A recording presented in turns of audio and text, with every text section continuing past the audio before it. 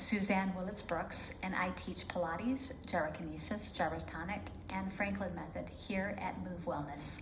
Thank you for joining us today. I want to remind everybody that if something causes you pain or discomfort, please stop or use a modification that you know that works for you, or I will try to suggest something for you.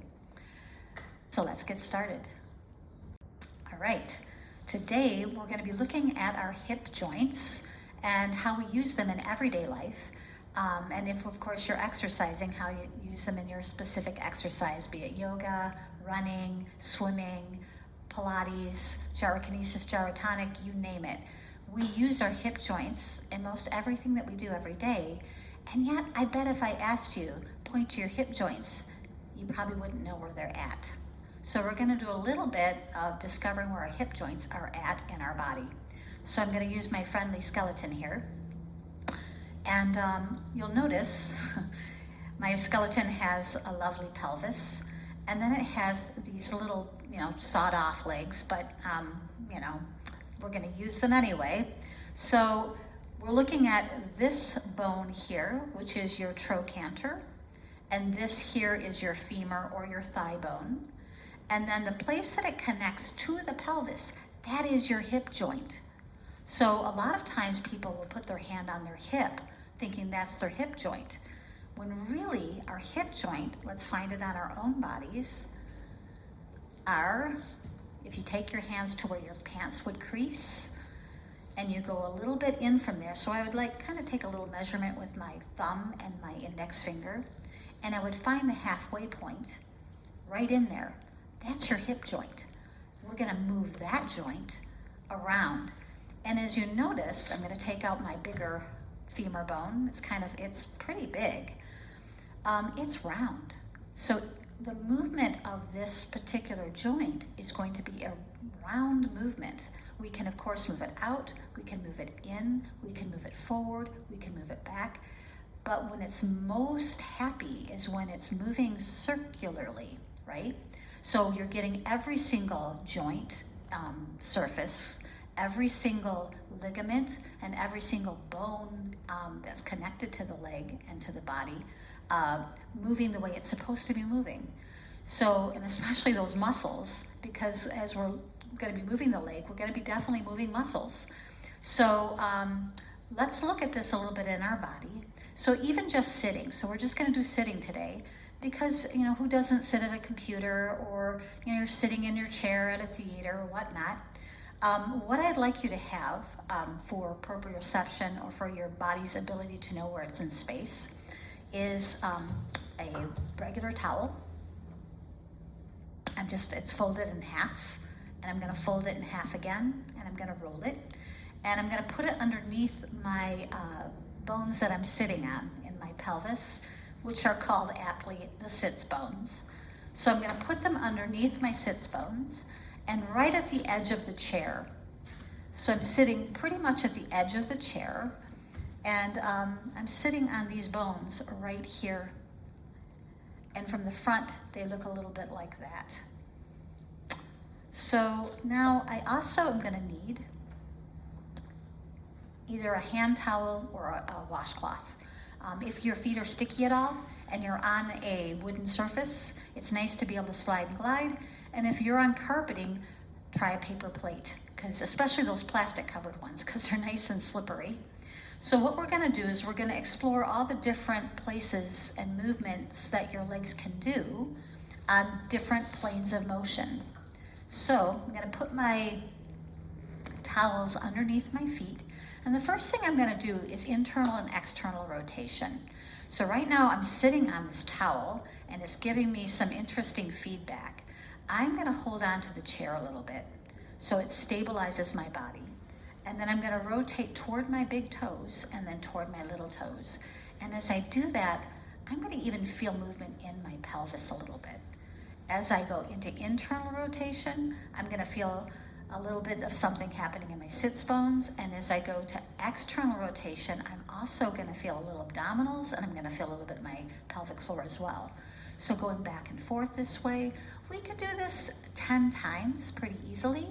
And what I want you to notice is which side is easier. So if you're not sure, try one leg at a time. So I'm gonna go with my left leg right now, and I'm rotating out and in, and I'm noticing, is it easier inwardly rotating or externally rotating? And then I'm gonna bring my foot back to center. I'm gonna try that on the other side. And as I do this, I'm beginning to listen to the language of my body. And one of the things that's interesting about our hip joints is if they are not moving well, what can happen is it will translate up the chain. So I start hurting my lower back because I'm not moving at my femur joints. So it's important to have really good femur mobility. So internal rotation, external rotation.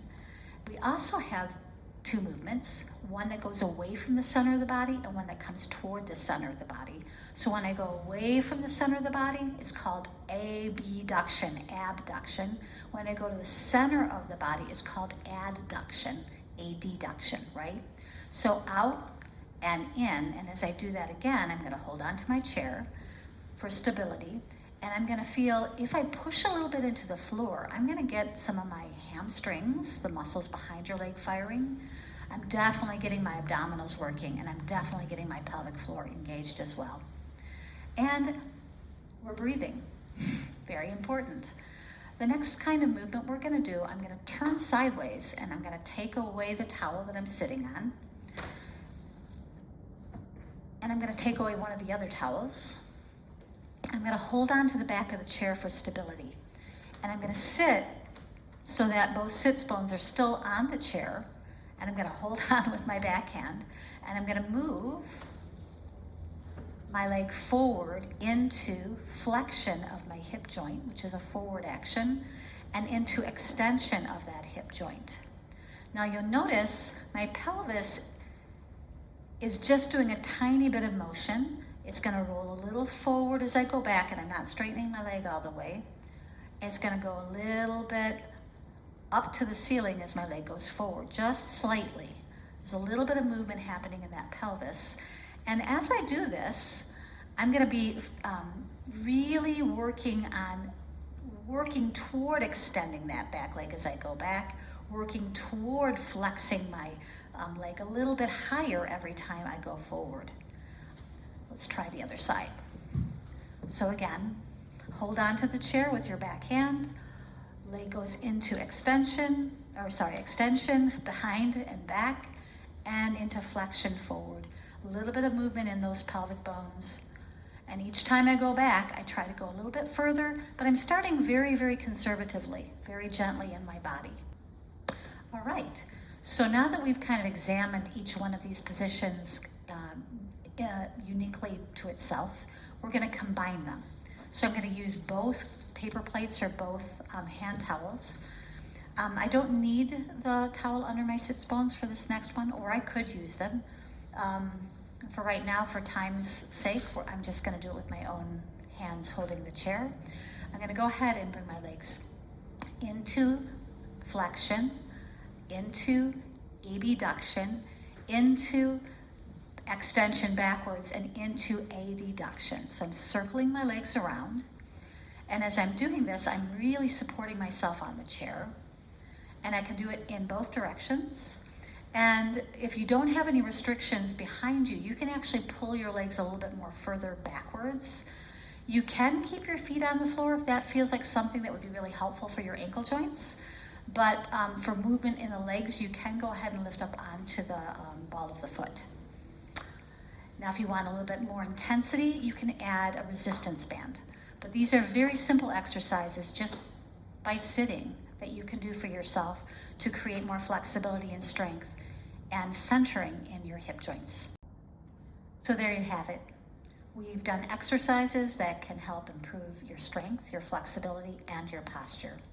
If you have any questions or comments, or you'd like to see something that you haven't seen yet on our videos, please push the like button, comment below, and have a lovely day.